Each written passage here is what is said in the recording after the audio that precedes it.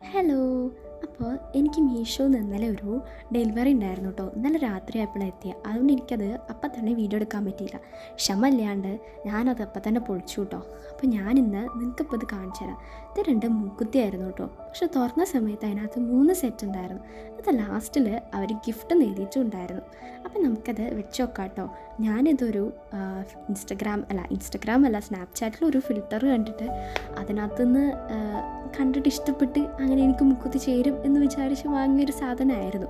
പക്ഷേ എനിക്ക് അങ്ങനെ നോക്കിയിട്ടും കണ്ണട ഇല്ലാണ്ട് ഉണ്ടായിട്ടൊക്കെ ഇതൊക്കെ അങ്ങോട്ട് അത്ര ഇഷ്ടമായില്ല.